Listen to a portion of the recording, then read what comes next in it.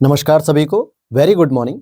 आज दोस्तों हम लोग कवर करेंगे यूपी पीसीएस प्रीलिम्स 2026 या फिर अदर स्टेट प्रीलिम्स 2026, जैसे आपका उत्तराखंड हो गया, बिहार हो गया, एमपी हो गया। इस तरीके के सभी स्टेट्स को कवर करने के लिए हमने एक हैंड रिटन शॉर्ट नोट्स की एक सीरीज शुरू की है, जिसका नाम है परिणाम नोट्स की सीरीज। ये आपके सामने दिख रहा है। और इसी सीरीज में हम लोगों ने दो सब्जेक्ट शुरू किए थे, पॉलिटी और इंडियन ज्योग्राफी। पॉलिटी के ऑलरेडी मैंने फंडामेंटल राइट्स पे आ चुका हूँ, 5 लेक्चर कंप्लीट करा दिए हैं। और ज्योग्राफी के भी मैंने 3 लेक्चर कंप्लीट करा दिए हैं। और 1-2 दिन थोड़ा काम में व्यस्तता थी, इस वजह से लेक्चर कंटिन्यू नहीं हो पाए। लेकिन अब मैं जो है कि काफ़ी फ्री हो चुका हूँ, तो लगातार आपको लेक्चर मिलते रहेंगे। साथ ही साथ आपको मैं बता दूं कि ये आपके जो प्रीलिम्स के नोट्स, ये आपके 2026 और 2027 दोनों ही प्रीलिम्स एग्जाम्स के लिए जरूरी है, क्योंकि ये परिणाम सीरीज आपकी जो घटना चक्र पूर्वालोकन की बुक आती है मेरे दोस्त, उसी 2025 एडिशन की जो है कि हमने हैंड रिटन नोट्स कंप्लीट कर दिए। जैसे बुक्स क्या होता है 600, 500, 400 पेजों में होती है, तो हम लोगों ने इसके शॉर्ट नोट्स क्या किए, हैंड रिटन फॉर्म में 60, 70, 80 पेज मैक्सिमम जो है कि कवर कर दिया था। इसमें सारे कंटेंट आपके शामिल होते हैं, सारे पीवाईक्यूज होते हैं, सारे एक्सप्लेनेशन थ्योरीज, हर एक चीज इस तरीके से फ्रेम की जाती है कि ताकि आपको कम समय में मल्टीपल रिवीजन किया जा सके। और ऐसा 1 साल से नहीं, 3 साल से जो है कि बेनिफिट इसका बच्चे उठा रहे हैं, तो आप भी ले सकते हैं। और ये हमारी टीम लीडर निशु मैम है, और यहाँ पे साइड में मैं हूँ, आप देख सकते हैं सरस सर और निशु मैम। अगर आप इस तरीके के हैंड रिटन नोट्स परचेस करना चाहते हैं तो आप हमारे व्हाट्सएप टीम से कांटेक्ट कर सकते हैं। और मैं आपको बता दूं कि सभी हैंड रिटन नोट्स आपको पीडीएफ फॉर्म में मिलेंगे, और अभी केवल और केवल हिंदी मीडियम के लिए अवेलेबल है।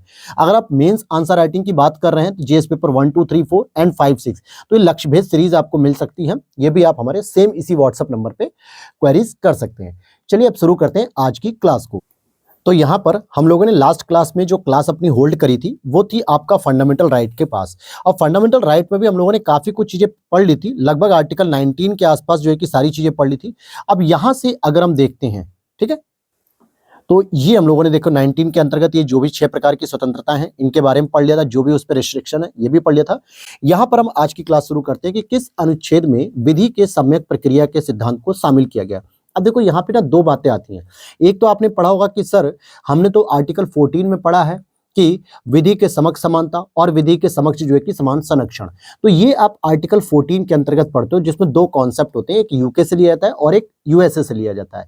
लेकिन यहाँ पर एक वर्ड दिया हुआ है सम्यक। इस सम्यक का जो शाब्दिक अर्थ होता है, इसका मतलब होता है उचित, अर्थात विधि के द्वारा उचित प्रक्रिया के सिद्धांत को शामिल किया गया आर्टिकल 21 के अंतर्गत। आर्टिकल 21 क्या कहता है? प्राण एवं दैहिक स्वतंत्रता होती है, यानी कि जीवन और दैहिक स्वतंत्रता, शारीरिक स्वतंत्रता आपको मिलनी चाहिए।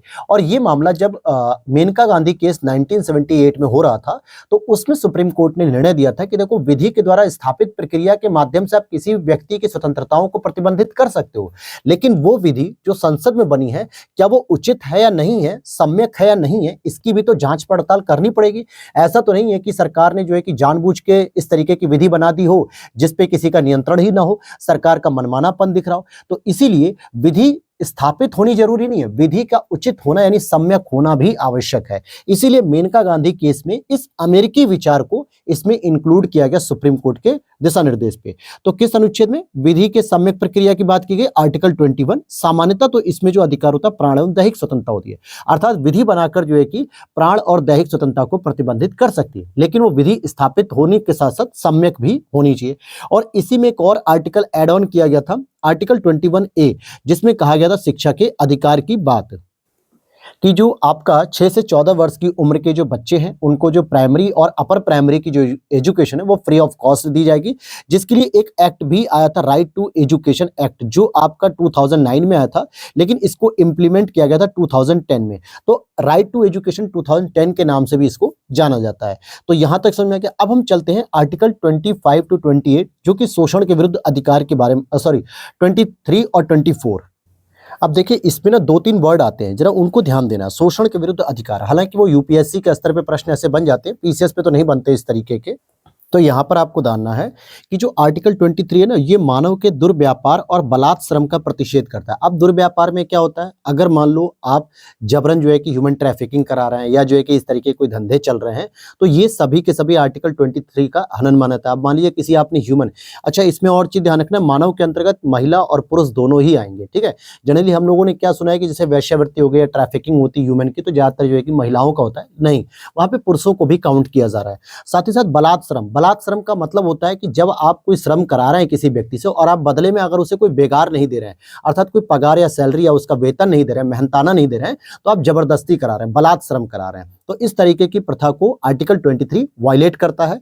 और आर्टिकल 24 कहता है 14 वर्ष के कम आयु के बालकों के कारखानों, खनन आदि पर निषेध है, यानी 14 वर्ष से कम उम्र के कोई भी बच्चे इस तरीके के विस्फोटक या फिर जो है कि जोखिम भरे कारखानों में काम नहीं कर सकते हैं। वो कहां पर पढ़े ऐसी स्थिति में होंगे? तो भाई 14 वर्ष से नीचे अर्थात 6 से 14 वर्ष की आयु के दौरान आर्टिकल 21A का फॉलो करके आप शिक्षा ग्रहण करिए, जो कि निःशुल्क दी जा रही है। आर्टिकल 25 धार्मिक स्वतंत्रता है, जिस पर आर्टिकल 25(1) के अकॉर्डिंग लोक व्यवस्था, सदाचार और स्वास्थ्य के आधार पर प्रतिबंध भी लगाया जाता है। जैसे यह पूछा जाता है ना, आर्टिकल 19 के अंतर्गत कौन से ऐसे 5 to 6 बेसिस हैं जिस पे आर्टिकल 19 को प्रतिबंधित किया सकता है, क्योंकि आर्टिकल 19(1) के अंतर्गत तो 6 प्रकार की स्वतंत्रता दी हुई है आपको, जिसमें आपके वाक स्वतंत्रता हो गई, शांतिपूर्ण हो गई, इस तरीके की चीज। लेकिन आर्टिकल 19(1) की जगह 19(2) जब आप पढ़ोगे तो 4 से 5 ऐसे बेसिस हैं जिनके बेस पे आपकी आर्टिकल 19 को प्रतिबंधित करेंगे। जैसे लॉ एंड ऑर्डर हो गया, किसी जो दूसरे देश हैं, विदेशी देश हैं, उनके साथ मैत्रीपूर्ण संबंधों का विवाद हो जाए, या फिर अवमानना हो न्यायालय की, या आपने कुछ इस तरीके के देश के खिलाफ बोला हो, देशद्रोही बातें की, तो ऐसे आधार पे आपके 19 को वायलेट कर दिया जाएगा। और इसी तरीके से आर्टिकल 25(1) के अंतर्गत भी कहा गया है कि 3 ऐसे बेसिस होंगे जिनके बेस पे आप आर्टिकल 25 का वायलेशन कर सकते हैं, मतलब वायलेट करना इनलीगल माना जाएगा। कि अगर लोक व्यवस्था, आपकी धार्मिक स्वतंत्रता ऐसी है कि अगर उससे लोक व्यवस्था प्रभावित हो रही है, या फिर सदाचार प्रभावित हो रहा है, स्वास्थ्य किसी व्यक्ति का प्रभावित हो रहा है, तो वो प्रतिबंध लगाया जाएगा। फॉर एग्जाम्पल, अब जैसे मान लेते हैं कि कोई व्यक्ति, देखिए इसको कोई अदर पॉइंट में मत समझिएगा, मैं एक एग्जाम्पल के तौर पर बता रहा हूँ। जैसे मान लीजिए अगर कोई व्यक्ति हिंदू धर्म का है और उसका ईसाई धर्म में, इस्लाम धर्म में या किसी भी अन्य धर्म में अगर उसका जबरन धर्मांतरण किया जा रहा है, उसे लालच दिया जा रहा है पैसों वगैरह का, तो इस तरीके के कृत्य को अवैध माना जाएगा और उस पर जुर्माना भी लगेगा, करने वाले पे और कराने वाले पे भी, ठीक है। या फिर कोई इस्लाम धर्म का व्यक्ति है, उसे जबरदस्ती हिंदू बनाया जा रहा है, या सिख बनाया जा रहा है, या ईसाई बनाया जा रहा है, तो उस पर भी यही नियम लागू होता है। फिर आते हैं आर्टिकल 26 कहता है धार्मिक कार्यों के प्रबंध की स्वतंत्रता। अब देखो आर्टिकल 27, 26, 28, देखो 25 तो आपको पता है कि सर में 5 प्रकार की आजादी होती है विचार अभिव्यक्ति स्वतंत्रता की, वो सबको पता है। लेकिन 26, 27, 28 में क्रोनोलॉजी पूछी जाती है कि किसमें धार्मिक कार्यों के प्रबंधन की स्वतंत्रता है, किसमें जो है कि फीस या शुल्क लेने की व्यवस्था है, या फिर किसमें एजुकेशन को लेकर व्यवस्था है। तो ये जो पार्ट होता है ना फंडामेंटल राइट का, ये थोड़ा वीक होता है मैक्सिमम एस्पिरेंट का, और यहां से जब एग्जामिनर क्वेश्चन हिट करता है तो अक्सर प्रॉब्लम आती है। तो धार्मिक कार्यों के प्रबंधन की स्वतंत्रता आर्टिकल 26। 27 कहता है किसी भी व्यक्ति को विशेष धर्म के लिए कर या शुल्क का भुगतान करने हेतु बाध्य नहीं किया जा सकता।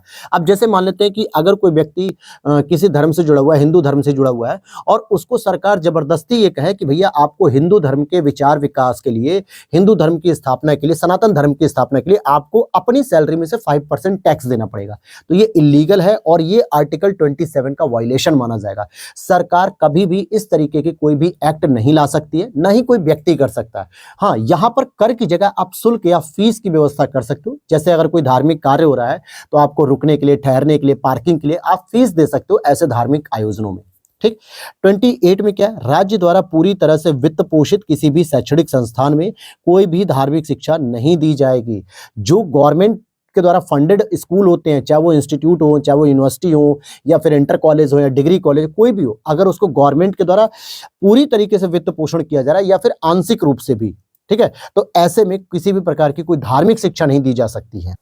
तो यहां पर अब आगे देखते हैं आर्टिकल 29 क्या कहता है, अल्पसंख्यक वर्गों के हितों का संरक्षण करने की बात करता है। अब देखो यहाँ पे ना एक प्रश्न मैं आपको बताया, तो 2 प्रश्न बताता हूँ। चलो, यूपीएससी या यूपीपीसीएस अदर स्टेट क्या करते हैं, डायरेक्ट पूछता है कि अल्पसंख्यक वर्ग की परिभाषा के बारे में संविधान की क्या स्थिति है। तो भैया संविधान में किसी भी प्रकार के शब्दों की व्याख्या या परिभाषा नहीं दी गई है, चाहे वो अल्पसंख्यक हो, धर्मनिरपेक्ष हो, किसी भी प्रकार की जब भी आपसे पूछे तो कह दो नहीं, संविधान ने ऐसे किसी भी शब्द की व्याख्या या परिभाषा दी ही नहीं है। वो सुप्रीम कोर्ट या हाई कोर्ट अपने अलग अलग निर्णयों के अंतर्गत जो है कि उसकी परिभाषा देते हैं, तो अल्पसंख्यक वर्ग की कोई परिभाषा दी ही नहीं है। फिर भी धार्मिक और भाषाई आधार पर जो है कि अल्पसंख्यक माना जाता है संविधान के अंतर्गत, लेकिन उसकी परिभाषा नहीं दी गई है पूरी तरीके से, ठीक। शिक्षण संस्थाओं की स्थापना भी की जा सकती है आर्टिकल 30 के तहत। अच्छा, बहुत सारे बच्चे आर्टिकल 31 नहीं पढ़ते हैं। क्यों नहीं पढ़ते? क्योंकि उसको हटा दिया गया है। आर्टिकल जो 31 था वो फंडामेंटल राइट में राइट टू प्रॉपर्टी का था, लेकिन अब उस राइट टू प्रॉपर्टी को वहां से हटाकर डिसमेंटल करके कहाँ कर दिया गया? लीगल राइट में शिफ्ट कर दिया गया। इसलिए जो है कि 31 पे फोकस नहीं किया था, लेकिन हमने उसको फोकस किया है। संपत्ति का अनिवार्य अर्जन था, जिसे 44th अमेंडमेंट 1978 के द्वारा इसे आर्टिकल 300A में लीगल कानून बना दिया गया, लीगल राइट बना दिया गया है। अब आ जाते हैं यहाँ पे। अच्छा, ये रखा किस में गया? तो ये भाग 12 में रखा गया आर्टिकल 31 को शिफ्ट करके। फिर यहाँ पर अगर हम बात करते हैं, संविधान में केवल भाषाई और धार्मिक आधार पर ही अल्पसंख्यक वर्ग को मान्यता देती है और न ही संविधान में अल्पसंख्यक वर्ग को परिभाषित नहीं किया गया है। अब एग्जामिनर कैसे फंसाएगा मैं बताता हूँ। भाषाई, धार्मिक और एक और वर्ड लिख देगा सांस्कृतिक वर्ड, ठीक है, या संस्कृति के आधार पर। बस आपको लगे यार कि भाई कल्चर की बात सभी धर्म के लोग करते हैं, और अगर किसी धर्म के कल्चर के लिए अगर मानने वाले फॉलोअर्स कम है तो उसको अल्पसंख्यक कह दिया गया। बस यहीं पे आप गलत कर जाओगे, ये सिली मिस्टेक हो गई। सीधी सी बात है, दो आधारों पे माना था, भाषाई और धार्मिक। इसमें कोई संस्कृति जैसा कोई शब्द नहीं आता है। संविधान भी अल्पसंख्यक वर्ग को परिभाषित करने के मामले मौन है, उसने कोई परिभाषा नहीं दी है। आगे बात करते हैं आर्टिकल 32, 31 तक हमने पढ़ा। आर्टिकल 32 संवैधानिक उपचारों का अधिकार है। कहने का मतलब ये एक रेमेडीज है कि जो भी आपके आर्टिकल 12, 13, 14, 15 टू ETC इस तरीके के आर्टिकल अगर आपके वायलेट हो रहे हैं तो आप अपने बचाव के लिए कहां जाओगे? राज्य तो ही वायलेट कर रहे हैं या कोई व्यक्ति वायलेट कर रहा है, तो उसके बचाव के लिए हम सुप्रीम कोर्ट की शरण ले सकते हैं। आर्टिकल 32 के अंतर्गत 5 प्रकार की रिट्स ऐसी होती हैं जो सुप्रीम कोर्ट जारी कर सकता है, जो सरकार के खिलाफ भी जारी होती है, राज्य के खिलाफ जारी होती है या राज्य जैसी संस्थाओं के खिलाफ जारी होती है। साथ ही साथ कुछ ऐसी भी रिट होती है जो पर्टिकुलर व्यक्ति को भी जारी की जा सकती है। यहां तक बात क्लियर हो गई। अब देखो, आर्टिकल 32 को ही अंबेडकर जी ने संविधान की आत्मा कहा है। जब तक अंबेडकर जी का नाम न लेकर पूछा जाए, सिंपल पूछा जाए कि संविधान की आत्मा किसे कहा जाता है या सोल ऑफ कॉन्स्टिट्यूशन की बात करें, तो वो आपका प्रियम्बल होता है। प्रस्तावना को सामान्यतः संविधान की आत्मा माना जाता है, लेकिन जब अकॉर्डिंग टू भीमराव अंबेडकर जब भी वर्ड आ जाए तो आर्टिकल 32 को ही सोल ऑफ कॉन्स्टिट्यूशन या फिर आत्मा माना जाता है संविधान की। यहां तक बात अगर आपको क्लियर है तो आगे देखते हैं। मौलिक अधिकारों का रक्षक तथा भारत के संविधान का अभिभावक माना जाता है सुप्रीम कोर्ट को, अर्थात जो फंडामेंटल राइट की बचाव करने की शक्ति वैसे तो हाई कोर्ट को भी दी हुई है आर्टिकल 226 के तहत, लेकिन यहाँ पे अभी हम आर्टिकल 32 के कॉन्टेक्स्ट में पढ़ रहे हैं तो सुप्रीम कोर्ट के पास होती है। साथ ही भारतीय संविधान का अभिभावक या guardian, custodian of Indian constitution word आता है, कस्टोडियन ऑफ इंडियन कॉन्स्टिट्यूशन, तो इसके लिए सुप्रीम कोर्ट को ही माना जाता है। आगे आते हैं कि अगर मूल अधिकारों के उल्लंघन के विरुद्ध न्यायिक पुनरावलोकन की शक्ति होती है, सुप्रीम कोर्ट आर्टिकल 32 का प्रयोग करता है, हाई कोर्ट आर्टिकल 226 का प्रयोग करता है। अब यहाँ पे 5 प्रकार की जो है कि जो रिट होती है वो जारी की जाती है। कौन कौन सी? पहली होती बंदी प्रत्यक्षीकरण, यानी हमें शरीर चाहिए। किसे शरीर चाहिए? ये कौन मांग रहा है? ये कोर्ट मांग रहा है। जब आपका कोई भी सगा संबंधी है और मान लीजिए वो जेल में गिरफ्तार हो गया, पुलिस उसे गिरफ्तार कर ले जा रही है और 24 आवर के बीच अंदर उसे अगर कोर्ट में या डिस्ट्रिक्ट मजिस्ट्रेट के पास प्रेजेंट नहीं किया गया तो आप उसके बिहाफ पे क्लेम कर सकते हो कि सर ऐसी ऐसी बात है और मेरे व्यक्ति को पुलिस ने अभी तक डिस्ट्रिक्ट मजिस्ट्रेट के सामने प्रेजेंट नहीं किया है। तो डिस्ट्रिक्ट मजिस्ट्रेट डायरेक्ट पुलिस प्रशासन को ऑर्डर दे सकती है कि भैया तुरंत तत्काल मुझे जो है कि उस बॉडी, मतलब वी हैव टू बॉडी, यानी मुझे उस व्यक्ति का शरीर यहाँ पे प्रेजेंट करिए और उस व्यक्ति को जिंदा लाइए यहाँ पर, ताकि मैं उससे वार्तालाप कर सकूं। ठीक, पहली चीज। परमादेश, परमादेश का मतलब होता है हम आदेश देते हैं। कौन देता है आदेश? सुप्रीम कोर्ट या हाई कोर्ट दे सकती है। किसको? जो सार्वजनिक पद पर बैठा व्यक्ति है उसको एक आदेश दिया जा सकता है कि आप अपने कर्तव्यों का पालन सही ढंग से करें। फिर है प्रतिषेध, जो कि अधीनस्थ न्यायालयों का एक लेख होता है, अर्थात जब भी कोई अधीनस्थ न्यायालय अपने शक्तियों के बाहर जाके अपनी मतलब शक्तियों का दुरुपयोग कर रहा होता है, यानी किसी दूसरी हाई कोर्ट या डिस्ट्रिक्ट कोर्ट का जो है कि पावर को अगर क्रॉस वेरीफाई करे, मतलब क्रॉस कर रहा हो, तो ऐसी स्थिति में जो हाई कोर्ट है, सुप्रीम कोर्ट है, ये सब अपर जो कोर्ट होती है वो अपने सबऑर्डिनेट कोर्ट को जो है कि जारी कर सकती है। उत्प्रेषण पूर्णतया सूचित कीजिए। ठीक है, इसको और आगे मैंने डिफाइन करके लिखा है, जब सुप्रीम कोर्ट वाला टॉपिक पढ़ेंगे तो वहां पे और बेहतर लिखा है। अच्छा, इसी को क्या होता है ना, पहले इंग्लिश में बच्चे जो है कि पढ़ते थे तो इंग्लिश मीडियम वालों के लिए बेनिफिट बेनिफिट था, लेकिन हिंदी मीडियम वाले बच्चों के लिए ये दिक्कत हो जाती थी, वो इस चीज को नहीं समझ पाते थे। बंदी प्रत्यक्षी का मतलब टू हैव द बॉडी, यानी कि हमें बॉडी अभी चाहिए। परमादेश मतलब वी कमांड। उत्प्रेषण मतलब टू बी सर्टिफाइड। एंड अधिकार परीक्षा वाई व्हाट अथॉरिटी, यानी किस अधिकार से आप किसी सार्वजनिक पद पर बैठ के अपने आदेशों का पालन करा रहे हैं, तो ये पूछा जाता है।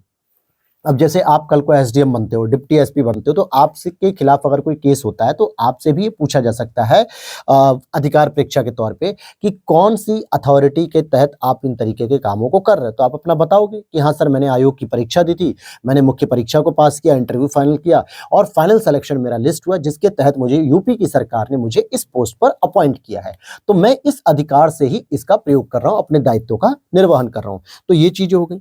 इसी तरीके से एक और बेसिक क्वेश्चन आपसे डायरेक्ट पूछ लिया जाता है कि कौन कौन से फंडामेंटल राइट्स हैं जो भारतीय और विदेशी दोनों को प्राप्त हैं, या कौन से ऐसे फंडामेंटल राइट्स हैं जो केवल और केवल भारतीयों को प्राप्त हैं।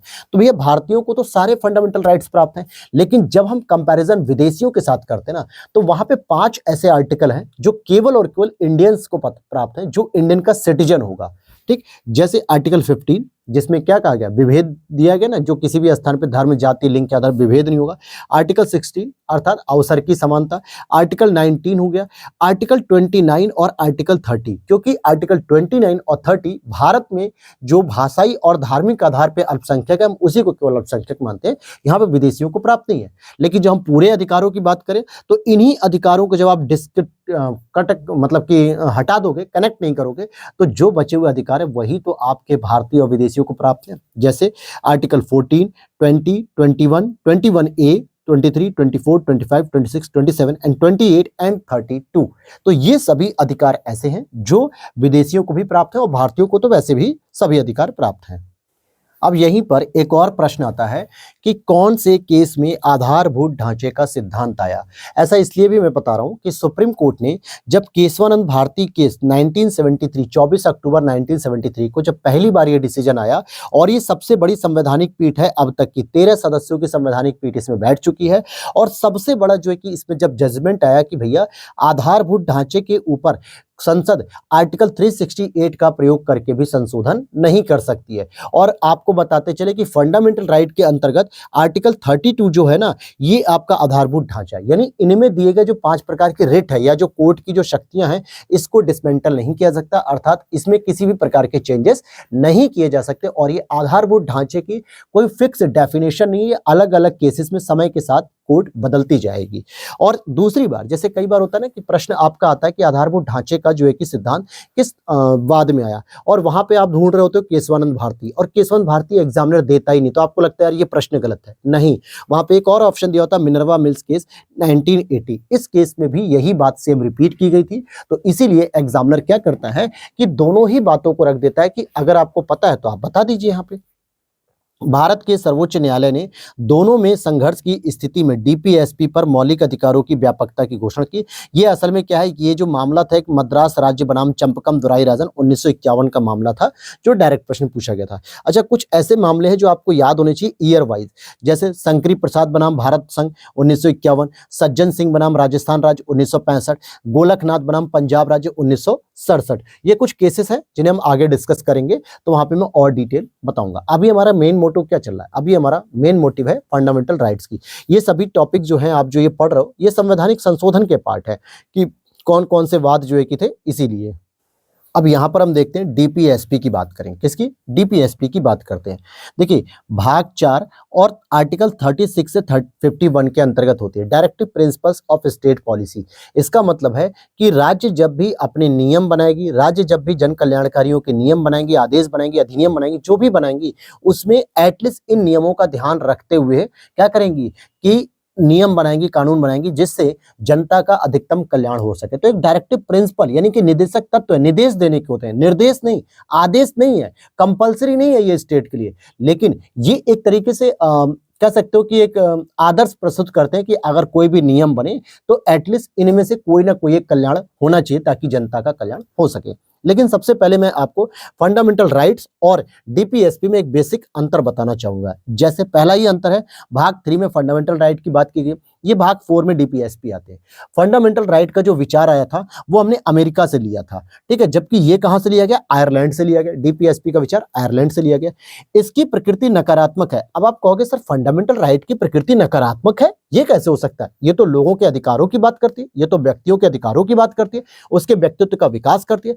यहां पर आपको अपने अनुसार नहीं देखना है, यहां पर आपको राज्य के अनुसार देखना है, सरकार के अनुसार देखना है कि उसके लिए नकारात्मक है, क्योंकि राज्य या सरकार जब भी इसमें कोई संशोधन करने का प्रयास करती है तुरंत सुप्रीम कोर्ट का दरवाजा खटखटाया जाता है और अपने अधिकारों को बचाया जाता है।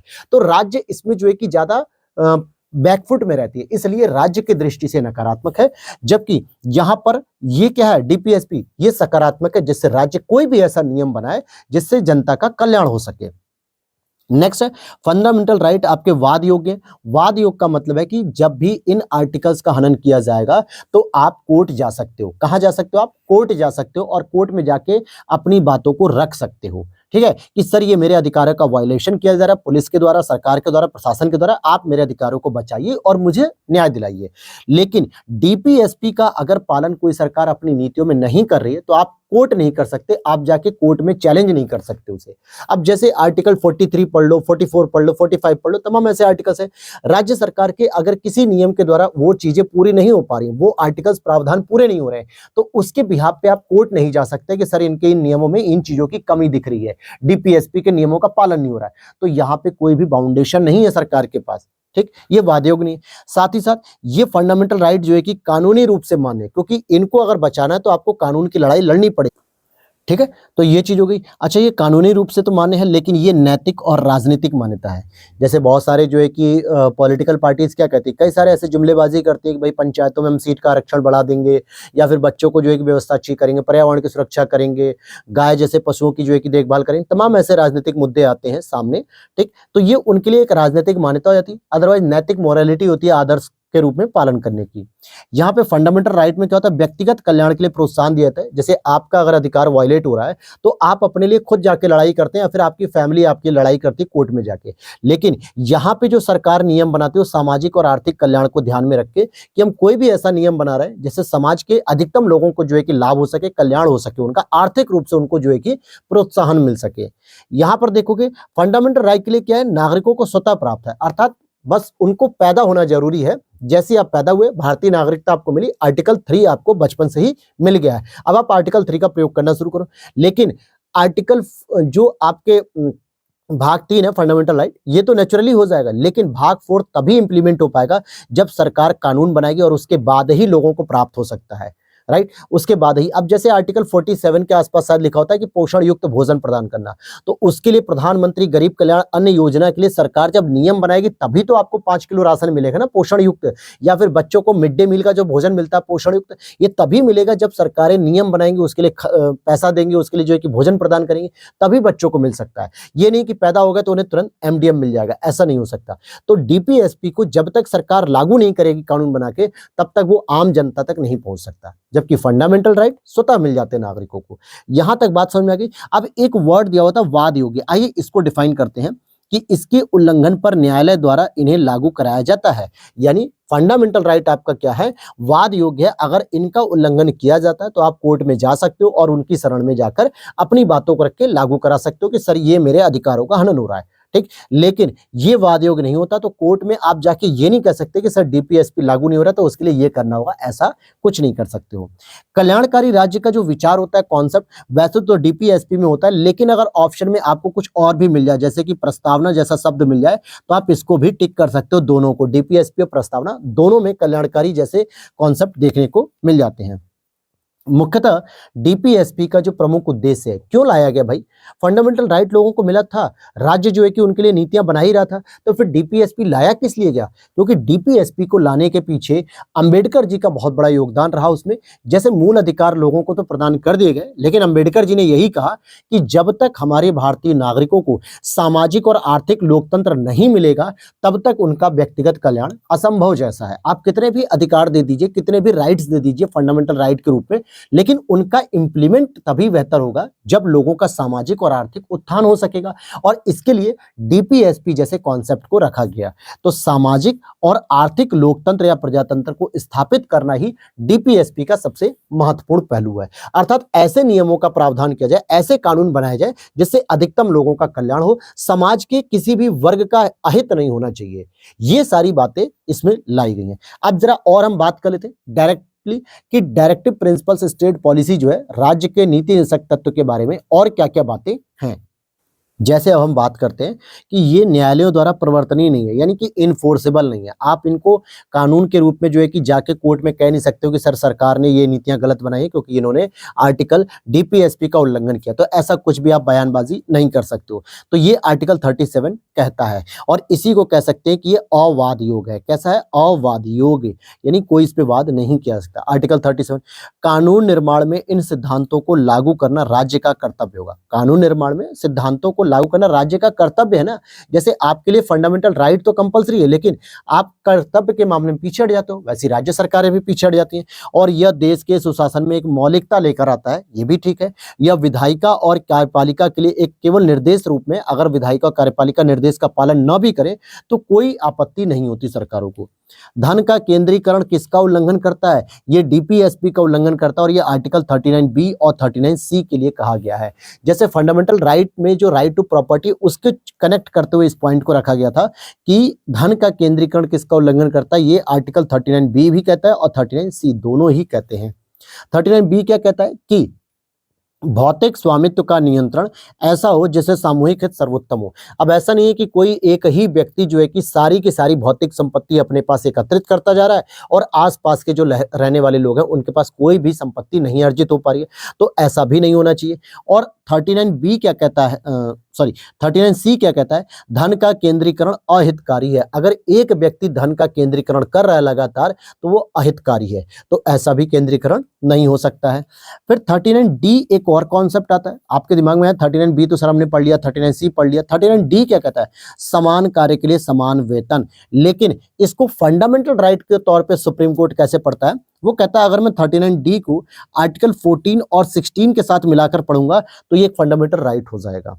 क्या कहता है? तो ये एक फंडामेंटल राइट हो जाएगा, समान कार्य के लिए समान वेतन। तो जब भी आपसे अगर पूछेगा कि आर्टिकल 39 डी डीपीएसपी कब फंडामेंटल राइट में कन्वर्ट हो जाएगा, जब हम इसे आर्टिकल 14 और 16 के साथ मिलाकर पढ़ते हैं, अकॉर्डिंग टू सुप्रीम कोर्ट ये एक फंडामेंटल राइट के रूप में कार्य करता है कि भैया अगर कोई पुरुष या कोई महिला कोई भी अगर सेम रूप में सेम पद पर सेम कार्य कर रहे हैं तो आपको वेतन सेम देना होगा। ऐसा नहीं कि पुरुष को ज्यादा या कम दे रहे हो, महिला को ज्यादा कम दे रहे हो, ऐसा नहीं हो सकता, भेदभाव नहीं हो सकता है।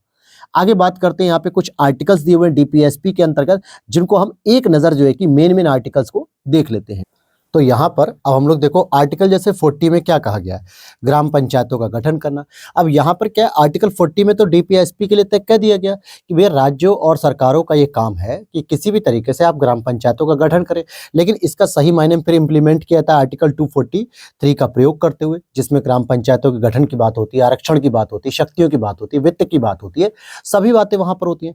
आर्टिकल 44 समान नागरिक संहिता। अब जैसे अगर मैं कहूँ कि आजादी से पहले गोवा एकमात्र ऐसा राज्य था जिसमें ये सिविल कॉमन कोड जो है वो लगा हुआ था, यूसीसी कह सकते हो, यूनिफॉर्म सिविल कोड, जो समान नागरिक संहिता। लेकिन आजादी के बाद पहला ऐसा राज्य बन गया है उत्तराखंड, जिसमें इस तरीके के फॉर्मूले को लगा दिया गया आर्टिकल 44 को। आर्टिकल 48 कहता है कृषि और पशुपालन पर बल देता है, जो कि एक गांधीवादी विचार होता है। आर्टिकल 50 कहता है न्यायपालिका और कार्यपालिका में पृथक्करण होना चाहिए, जो उदार लोकतंत्र की पहचान होती है। जो उदार लोकतंत्र की पहचान होती है सेपरेशन ऑफ पावर। जब तक आप सेपरेशन ऑफ पावर नहीं करोगे तो कहीं ना कहीं मोनोपोली होती जाएगी किसी एक संस्था की। और आर्टिकल 51 क्या कहता है? अंतर्राष्ट्रीय शांति का विकास। कई बार एक प्रश्न इसको घुमाकर पूछा था, खासकर यूपीएससी तो पूछती है, यूपीपीसीएस भी कई बार ऐसे प्रश्न पूछता है कि किस आर्टिकल में भारत की विदेश नीति का वर्णन किया गया है। अब आप कहोगे सर मैंने तो कहीं विदेश नीति तो पढ़ा ही नहीं है, फिर कौन से आर्टिकल में हो सकता है? और पता अच्छी बात, उसमें एग्जामिनर एक और ऑप्शन डालता है, इनमें से कोई नहीं। 3-4 आर्टिकल दे देगा, उसमें एक आर्टिकल 51 भी रहता है, लेकिन एक और बात लिख देता है ऑप्शन कि इनमें से कोई नहीं। और आपको लगता है कि मैंने तो विदेश नीति तो इंटरनेशनल रिलेशन पढ़ी है, संविधान में तो नहीं पढ़ी है, तो यहीं पर आप कंफ्यूज हो जाते हो। क्या कह रहा है, अंतर्राष्ट्रीय शांति का विकास आपकी अंतर्राष्ट्रीय विदेश नीति का ही पार्ट है। आप इस तरीके की अपनी फॉरेन पॉलिसी को रखेंगे कि जिससे अंतर्राष्ट्रीय स्तर पे शांति स्थापना हो सके, समावेशी विकास हो सके। अपनी विदेश नीति को आप इस तरीके से प्रस्तुत करेंगे। तो यही भारत की विदेश नीति आर्टिकल 51 के अंतर्गत आ गई। ऐसे भी प्रश्न आता है और आप कंफ्यूज होते हो। आर्टिकल 41 कुछ दशाओं में काम, शिक्षा, लोक सहायता आदि पाने का अधिकार होता है। आर्टिकल 39A, हमने 39B ऊपर पढ़ा था, हमने 39C ऊपर पढ़ा, हमने 39D ऊपर पढ़ा। चलो तीनों को रिवाइज कराता हूं। देखो अगर यहाँ पर ये लिखा है 39B क्या कहता है, भौतिक स्वामित्व का नियंत्रण ऐसा होना चाहिए जिससे सामूहिक हित सर्वोत्तम हो सके। 39C क्या था, धन का केंद्रीकरण अहितकारी होना चाहिए। 39D कहता है समान कार्य के लिए समान वेतन, यानी मेल और फीमेल दोनों के लिए। फिर यहाँ पर 39A क्या कहता है, समान न्याय एवं निःशुल्क सहायता, समान न्याय और निःशुल्क सहायता की बात करता है। यहाँ पर अब हम आगे बात करते हैं। आर्टिकल 46 क्या कहता है, SC ST के शैक्षणिक तथा आर्थिक हितों की वृद्धि होनी चाहिए। आर्टिकल 46 कहता है कि सरकार को ऐसे नियम बनाने चाहिए। तो यहाँ पर आर्टिकल 46 कहता है कि राज्य सरकार ऐसे नियम बनाए जिससे SC ST के शैक्षणिक और आर्थिक हितों की वृद्धि हो।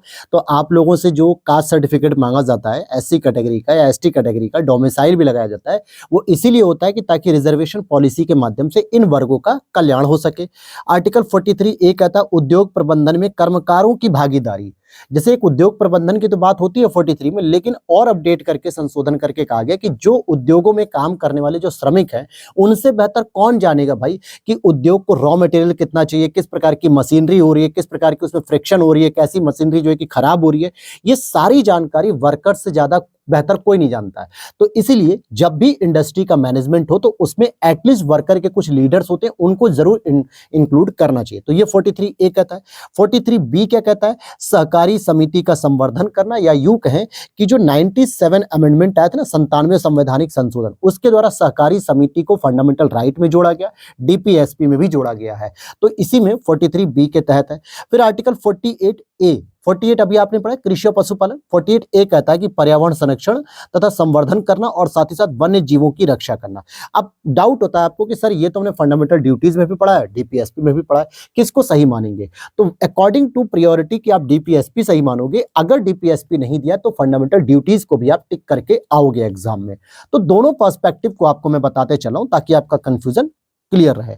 आर्टिकल 39A, 43A, 48A, इन तीनों को 42वें संवैधानिक संशोधन 1976 के द्वारा जोड़ा गया है। अब जैसे एक आपने पढ़ा था शोषण के विरुद्ध अधिकार, तो शोषण के विरुद्ध अधिकार जो 23 में आपने पढ़ा था और 24 में पढ़ा था, तो 23 में जो मानव दुर्व्यापार की मैंने बात की थी ना, वहां पे बच्चों की भी बात आती है, जनजातियों की बात भी आती है और स्त्रियों की बात भी आती है, जबकि दलितों के लिए नहीं माना जाएगा। जनजाति शेड्यूल्ड ट्राइब्स हो सकती है, लेकिन आप कहोगे सर SC का कैटेगरी का अगर शोषण हो रहा है तो उसके लिए क्या करेंगे? तो वहां पे हम आर्टिकल 23 ना पढ़ के आर्टिकल 17 पढ़ेंगे जो अस्पृश्यता उन्मूलन की बात करता है।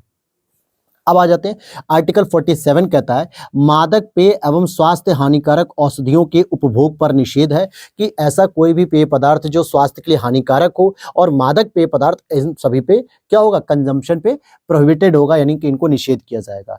DPSP के संबंध में गांधीवादी सिद्धांत कौन कौन से जो गांधी जी के विचारों से प्रेरित हो, जैसे आर्टिकल 40 हो गया, आर्टिकल 43 हो गया, 46, 47, 48, ये सभी आर्टिकल्स इसमें मेंशन किए गए हैं। आर्टिकल 43 है आपका कुटीर उद्योगों में वृद्धि होना, कुटीर उद्योगों में वृद्धि करने की बात करते हैं। 48 कहता है गाय, बछड़ों और अन्य दुधारू पशुओं की नस्ल सुधारना। तो यहां तक बात समझ में आ गई। अब देखिए आगे एक और स्टेटमेंट ऐसा यूज किया जाता है KT शाह के द्वारा, ये बहुत फेमस कोटेशन है। ये पूछा जाता है कि DPSP एक ऐसा चेक है जो बैंक की सुविधा अनुसार अदा किया जाता है। जैसे आपका चेकबुक होता है, आप बैंक जाते हो और कहते हो सर इस चेकबुक पे 50,000 या 1 लाख 2 लाख रुपए लिखे हुए और आप इसको जो है कि ट्रांसफर कर दीजिए। तो जनरली क्या होता है, बैंक वाले कहते हैं ठीक है सर हम ट्रांसफर कर देंगे, 1 घंटा लगेगा, 1.5 घंटा लगेगा, जो भी है, या फिर हमारे अकाउंट में जब बैलेंस होगा तो हम आपका ट्रांसफर कर देंगे। तो कुछ इसी तरीके से कटाक्ष करते हुए, टॉन्ट करते हुए इन्होंने कहा कि DPSP तो एक ऐसा चेक है जो बैंक की सुविधा अनुसार अदा किया जाएगा, मतलब सरकार के ऊपर डिपेंड करता है कि वो इस चीज को फॉलो करना चाहती है या नहीं करना चाहती है, ये चीजें हैं। और आर्टिकल 45 आपको पता है 6 वर्ष से कम आयु के बच्चों के लिए प्रारंभिक बाल्यावस्था की देखरेख, जो कि 86वें संवैधानिक संशोधन 2002 के द्वारा जोड़ा गया, और इसी के द्वारा जो 6 से 14 वर्ष की जो अवस्था की जो फंडामेंटल राइट थी वो आर्टिकल 21A में एड ऑन कर दी गई। यहां तक बात क्लियर होगी।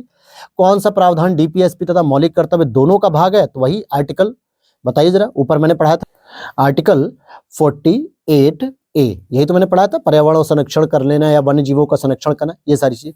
अच्छा, एक और आर्टिकल है जो डीपीएसपी का पार्ट तो है लेकिन डीपीएसपी में शामिल नहीं, जैसे 350 ए जो प्राथमिक स्तर पे मातृभाषा में शिक्षा देना।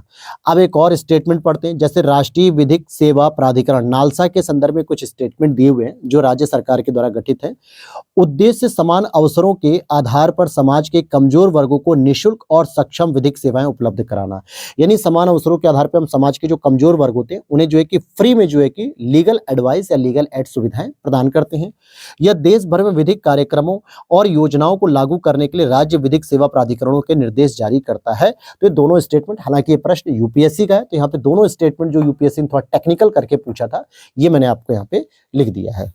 आगे बढ़ते हैं, फंडामेंटल ड्यूटीज की तरफ बात करें, क्योंकि राइट्स पढ़ लिए हैं तो ड्यूटीज की भी बात कर ली जाए। फिर यहाँ पर आगे देखते हैं मूल फंडामेंटल ड्यूटीज की बात करते हैं। देखिए भाग 4A, वैसे तो भाग 4 में क्या है, डीपीएसपी का प्रोविजन दिया हुआ, और आर्टिकल 51 में तक क्या है, मतलब 36 से 51 तक अगर हम आते हैं तो यहाँ पे डीपीएसपी की बात होती है, लेकिन डीपीएसपी के साथ ही इसको ऐड कर दिया गया आर्टिकल 51A और भाग 4 क। तो ये ध्यान रखना है इन दोनों के बारे में। अच्छा, 42वें संवैधानिक संशोधन 1976 के द्वारा स्वर्ण सिंह समिति की सिफारिश जब आई थी तो इन्होंने जो है कि जो फंडामेंटल ड्यूटीज के बारे में कहा था कि भैया 8 फंडामेंटल ड्यूटीज को मूलतः जो है कि सिफारिश की गई थी, लेकिन शुरुआती दौर पे 10 फंडामेंटल ड्यूटीज को शामिल कर दिया गया था और प्रारंभ में 10 मूल कर्तव्य जोड़े गए थे। सिफारिश आने के बाद भी 86वें संवैधानिक संशोधन 2002 के द्वारा 11वां मूल कर्तव्य जोड़ा गया, जिसमें यह था कि 14 मतलब कि माता पिता या अभिभावकों की ये जिम्मेदारी है कि वो अपने बच्चों को क्या करेंगे, शिक्षा व्यवस्था की मतलब देखरेख करें कि शिक्षा हो रही है कि नहीं हो रही है। स्वर्ण सिंह समिति के सदस्य की बात करें तो स्वर्ण सिंह समिति के जो सदस्य थे उसमें स्वर्ण सिंह जी खुद अध्यक्ष थे, प्लस 11 और सदस्य थे, तो टोटल इसमें 12 सदस्य थे। तो ये भी याद रखना। मूल कर्तव्य कौन कौन से, जरा इसको एक बार देख लेते हैं, क्योंकि कई बार यहां से एक प्रश्न आ जाता है कि मिलान करने के लिए, जैसे संविधान और राष्ट्रगान आदि का पालन करना, यानी कि जो हमारे संवैधानिक आदर्श है, संवैधानिक मूल्य हैं, उनका जो है कि पालन करना आपका एक लीगल कर्तव्य होना चाहिए। राष्ट्रीय आंदोलन के आदर्श को संजोना, अब जैसे राष्ट्रीय आंदोलन का जो आदर्श था कि हमें उपनिवेशवाद से मुक्ति चाहिए, हमें जो है कि भ्रष्टाचार से मुक्ति चाहिए, हमें जो है कि रंगवाद, नस्लवाद, रंग भेद नीतियों से मुक्ति चाहिए, तो इस तरीके की चीजों को जो है कि अपने दिमाग में, अपने दिल में संजोए रखने की, ऐसी किसी भी प्रथा का हम विरोध करें जो समाज के कल्याण के खिलाफ हो। संप्रभुता, एकता, अखंडता की रक्षा करना, इस पर भी बात की जाती है। आह्वान करने पर देश की सेवा में तत्पर हो जाना, आह्वान करने पर क्या करना, देश की सेवा में आपको तत्पर हो जाना है। और आगे देखते हैं, समान भातृत्व भावना का विकास होना चाहिए, समान भातृत्व भावना का विकास होना चाहिए। सामाजिक संस्कृति का महत्व समझें। सामाजिक संस्कृति का मतलब यह है कि हमारा भारत जो इतना प्यारा भारत है, विविधताओं में एकता को समेट कर रखता है, यानी तरह तरह के यहाँ पे धर्म है, अलग अलग जाति, जनजाति, समुदाय, खान पान, लिंग, हर चीजों की एक संस्कृति है जिसे हम सामाजिक संस्कृति कहते हैं, इनका संरक्षण करें। प्राकृतिक पर्यावरण की रक्षा करना, ये डीपीएसपी के अंतर्गत भी आता है, ये पार्ट आर्टिकल 48A, तो ये भी कंफ्यूज नहीं होना है। वैज्ञानिक दृष्टिकोण, मानववाद का विकास करना, व्यक्तिगत और सामूहिक गतिविधि को बढ़ावा देना, सार्वजनिक संपत्ति की रक्षा करना, हिंसा से दूर रहना, 6 से 14 वर्ष के बच्चों को शिक्षा प्रदान करना, 86वें संवैधानिक संशोधन 2002 से जोड़ा गया। अब जैसे सरकार ने क्या किया है कि आर्टिकल 21A के तहत एक जो है कि प्रावधान ला दिया, साथ ही साथ राइट टू एजुकेशन एक्ट भी लाया गया, लेकिन असल में सरकार नहीं ना जो है कि घर से बच्चों को उठाएगी, गार्जियन को भी तो इसके लिए जो है कि अवेयर होना पड़ेगा, गार्जियन को भी जागरूक होना पड़ेगा कि सर अपने बच्चों को आप स्कूल भेजिए जहां पर मिड डे मील की व्यवस्था की जाती है, हर एक चीज की व्यवस्था की जाती है। अब यहाँ पर हमारा जो अगला टॉपिक है, यहाँ पर मतलब एक पॉइंट और बचा, डीपीएसपी का जो आर्टिकल 49 है कि राष्ट्रीय महत्व के स्मारकों और स्थानों की रक्षा करना। अब यहाँ पर देखो कैसे कंफ्यूजन होता है, आ जाओ, यहाँ पर स्टेटमेंट क्या लिखा है, सार्वजनिक संपत्ति की रक्षा करना, हिंसा से दूर रहना।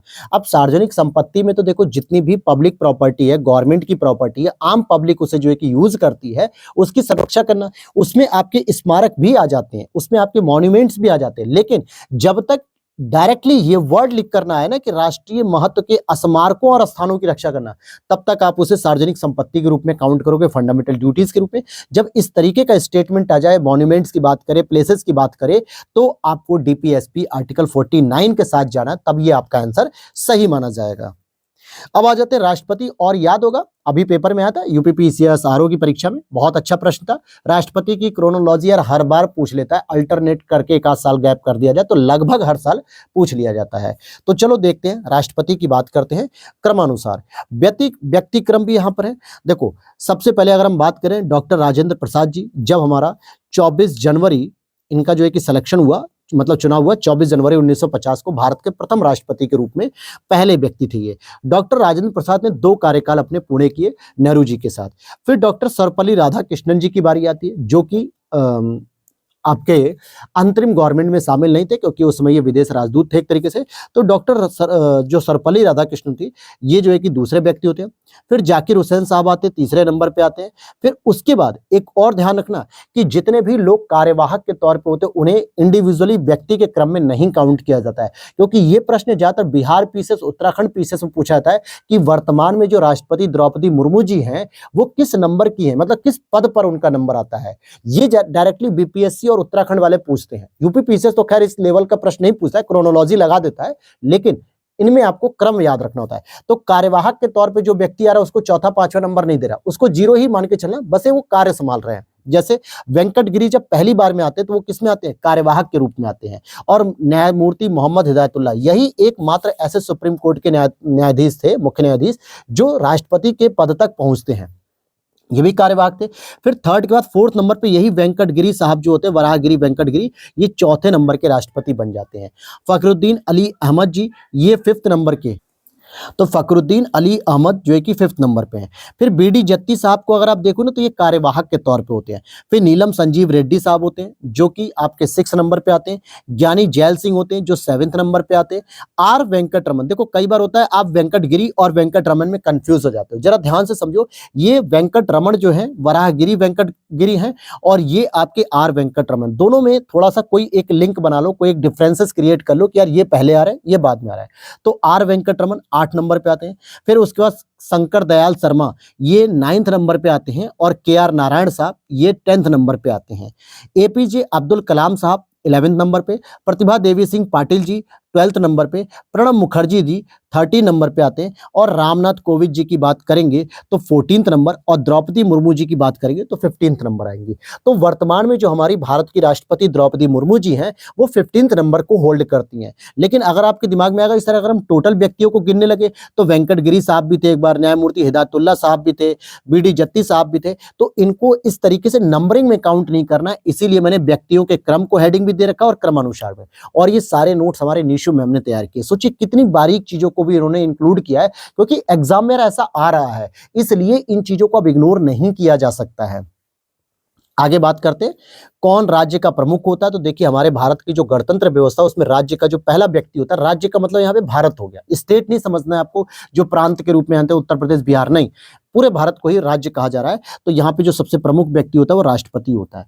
भारतीय राष्ट्रपति निर्वाचित होता है, जबकि ब्रिटिश का राजा वंशानुगत होता है, क्योंकि भारत की जो संसदीय प्रणाली है वो कहाँ से ली गई है, ब्रिटेन से ली गई है। और भारतीय राष्ट्रपति निर्वाचित है जबकि ब्रिटिश राजा वंशानुगत है।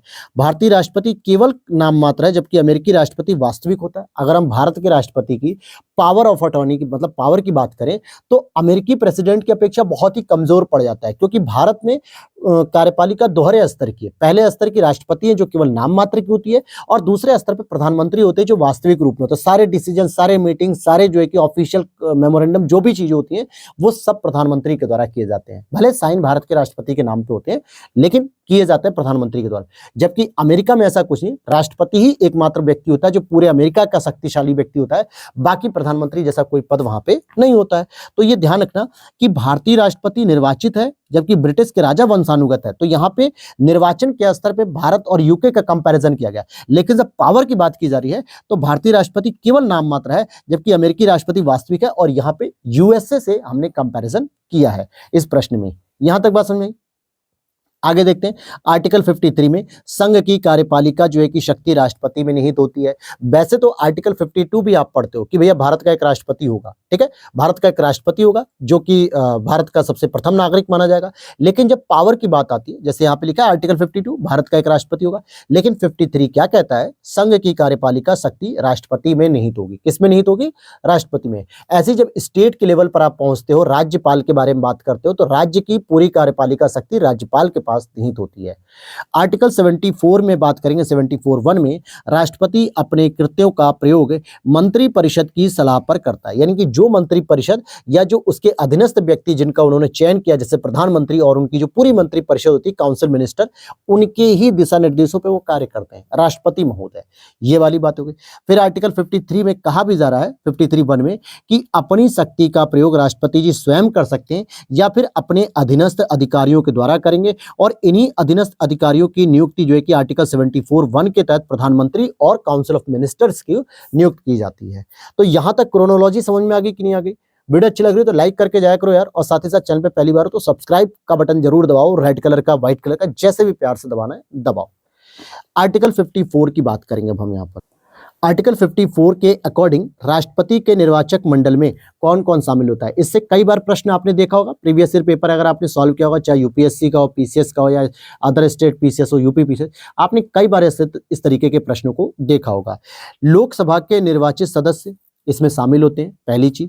राज्यसभा के निर्वाचित सदस्य इसमें शामिल होते हैं। राज्य विधानसभा के निर्वाचित सदस्य शामिल होते हैं। जितने भी हमारे 28 स्टेट की जो असेंबली है, जिसमें चीफ मिनिस्टर भी हैं, असेंबली के पार्ट्स हैं, ये सभी निर्वाचित सदस्य शामिल होते हैं। दिल्ली और पुदुचेरी विधानसभा के निर्वाचित सदस्य शामिल होते हैं, जो कि 17वें संवैधानिक संशोधन 1992 के द्वारा ये दर्जा दिया गया। देखो 69th जो अमेंडमेंट हुआ था ना, उससे दिल्ली को एनसीआर का दर्जा दे दिया गया था, नेशनल कैपिटल रीजन का दर्जा दिया गया 69 के तहत। और इसके बाद इसी में 69 में एक राज्य विधानसभा का भी गठन कर दिया गया, मुख्यमंत्री पद का भी गठन किया गया। लेकिन जब 17th अमेंडमेंट किया गया, तो भैया जब अन्य राज्यों की तरह यूनियन टेरिटरीज में भी जब मुख्यमंत्री और काउंसिल ऑफ मिनिस्टर्स भी बैठ रहे हैं, राज्य विधानसभा भी हो चुके, तो क्यों ना हम इनको राष्ट्रपति के इलेक्शन में भी शामिल कर लें। इसलिए 17th एक अमेंडमेंट लाया गया। यहां तक बात क्लियर। साथ ही साथ अब आपके दिमाग में आएगा कि सर जम्मू कश्मीर भी एक यूनियन टेरिटरीज है और यहां पे भी मुख्यमंत्री और राज्य विधानसभा गठित हो चुकी है एक तरीके से, तो क्या इसको भी शामिल किया था? तो वर्तमान इलेक्शन जो द्रौपदी मुर्मू जी का हुआ है, जो आफ्टर यूनियन टेरिटरीज, जब यूनियन टेरिटरीज आपकी बन चुकी थी, लेकिन अभी तक इनको शामिल नहीं किया गया है और ना ही ऐसा कोई क्लॉज आया है। जब आएगा तो उसको भी हम लोग अपडेट कर लेंगे। लेकिन एक कॉमन बात यहां पर आपने देखी कि यहां पर जब भी आपको कंफ्यूज करता है तो मनोनीत सदस्य को लेकर करता है। किसको लेकर करता है? मनोनीत सदस्य को लेकर करता है। चाहे वो राज्यसभा के अंतर्गत जो 12 सदस्य मनोनीत होते हैं, ये इसमें शामिल नहीं होते हैं। चाहे लोकसभा में जो 2 एंग्लो इंडियन होते थे, ये भी इसमें शामिल नहीं होते हैं। हालांकि अब तो एंग्लो इंडियन का पद ही समाप्त कर दिया गया 104 अमेंडमेंट के द्वारा 2020 में, कोरोना पीरियड के दौरान उस पद को समाप्त कर दिया गया। और इसी तरीके से जो स्टेट में राज्यपाल के द्वारा एक एंग्लो इंडियन सदस्य को अपॉइंट किया जाता था मनोनीत के रूप में, या फिर राज्यपाल जो विधान परिषदों में जो 1/6, हालांकि वहां पे विधानसभा तो इंक्लूड ही नहीं हो रही, तो विधान परिषद तो इंक्लूड नहीं हो रही, तो हम विधान परिषद की बात नहीं करेंगे, कोई बात नहीं। तो ये प्रश्न आपसे कंफ्यूज करने के लिए पूछे जाते हैं। तो यहां तक आज जो हम लोगों ने लेक्चर पढ़ा है, पॉइंट नंबर 5 तक, उम्मीद है वीडियो अच्छी लगी होगी तो लाइक करके ही जाओगे, मुझे पता है। और अगर नहीं भी अच्छी लगी तो अपने जो नेगेटिव कमेंट हो वो जरूर आप बता सकते हैं। बाकी इसकी पीडीएफ को आप इस व्हाट्सएप नंबर से जो है कि मैसेज करके ले सकते हैं, जो मैंने स्टार्टिंग में बताया था। ये हमारा टेलीग्राम का चैनल है जिसपे 16,000 से अधिक हमारा परिवार जुड़ चुका है, आप उसी को ज्वाइन करेंगे, किसी फेक चैनल को नहीं। और ये हमारा यूट्यूब चैनल है, आप हमें यहाँ पर भी फॉलो कर सकते हैं। मिलते हैं नेक्स्ट वीडियो में। जय हिंद, जय भारत।